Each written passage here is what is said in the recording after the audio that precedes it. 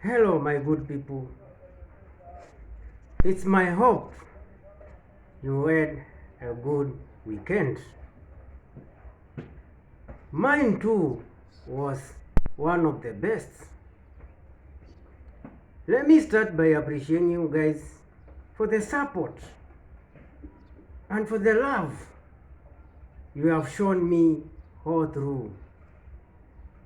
Because if it were not for you, this channel could not be where it is at the moment and within a very short period of time.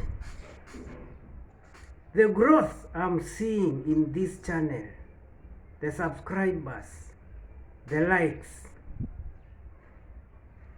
it's marvelous. So, every one of you feel appreciated. And for those who have not subscribed, please consider doing so.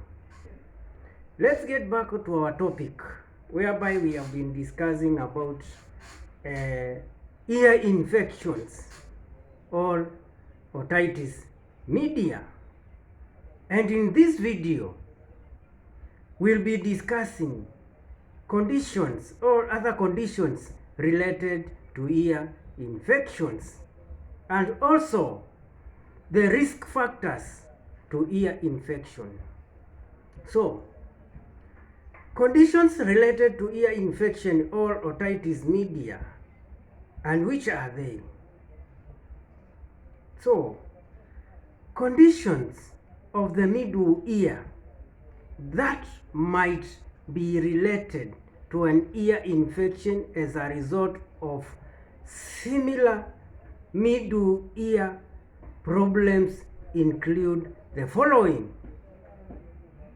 Number one, otitis media with effusion or swelling and fluid buildup. When we see the word effusion, we always think of fluid buildup. So, otitis media with effusion or swelling with fluid buildup or effusion in the middle ear, where or ear without bacteria or viral infection. Let me repeat again. Otitis media with effusion or swelling and fluid buildup, which is also called effusion, in the middle ear without bacteria or viral infection. This might occur because of the fluid buildup, or if the fluid buildup persists after an ear infection has gotten better. Let's say you had an ear infection, you are treated and it got better. So some fluid may persist building up in the middle ear, and this is where this kind of a condition comes from. So it may occur before, it may occur because of some dysfunction, it may occur because of some dysfunction or non-infectious blockage of the Eustachian tubes. In the other previous video, we did talk about Eustachian tubes and their functions. So if they are blocked, they won't be able to drain the fluid. So it leads to accumulation of fluids or effusion in the middle ear. The second condition is what we call chronic otitis media with effusion. Chronic means it has occurred in a quite a long time. It's not acute. It has been there for some time. So in chronic otitis media with effusion occurs when fluid remains in the middle ear. When fluid remains in the middle ear, continues to return without bacteria or viral infection. This makes children susceptible to new ear infections and may affect hearing, or it may cause compromised hearing sight.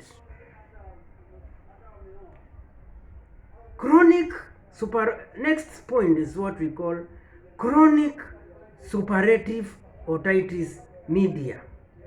Chronic suppurative otitis media.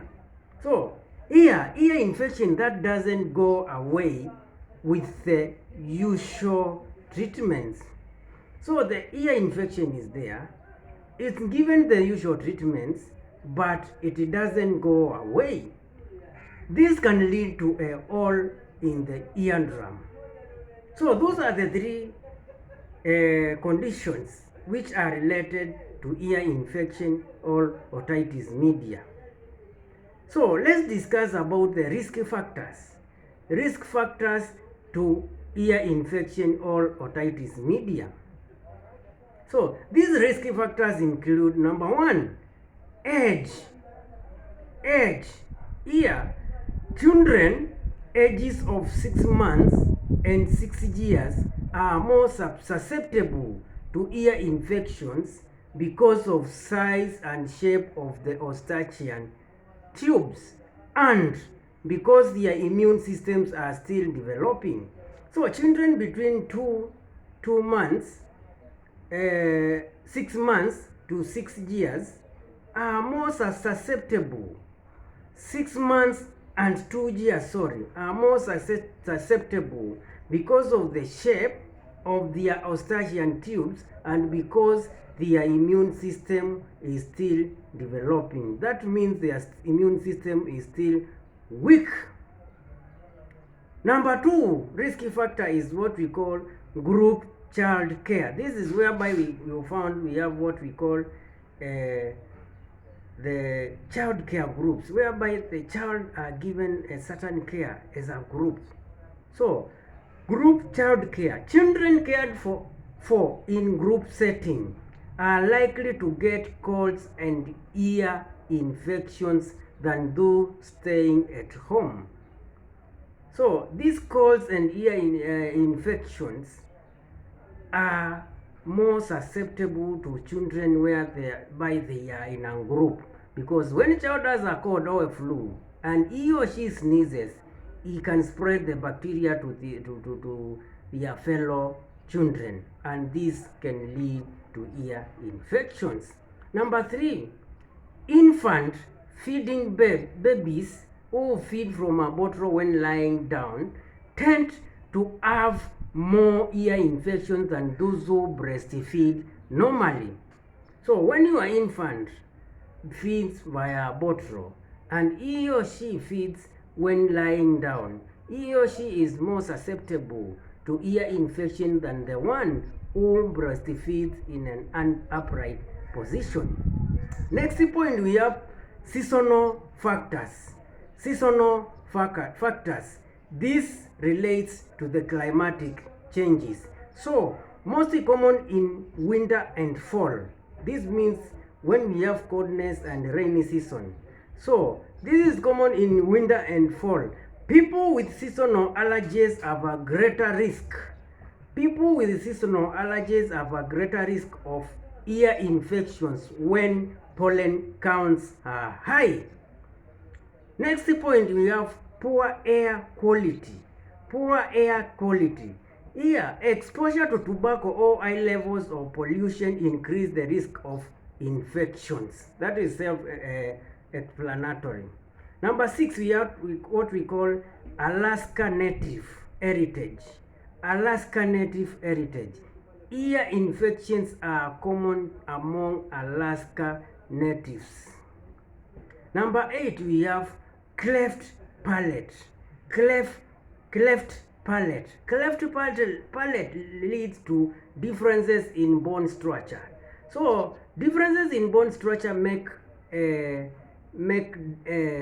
difficulty for eustachian tubes to drain, and these can lead to accumulation of fluid in the middle ear.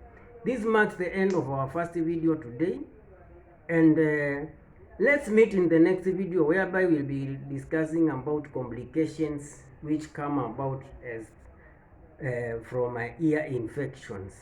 So guys, let's continue keeping the support on. Let's continue subscribing, sharing, and commenting on our videos. Goodbye.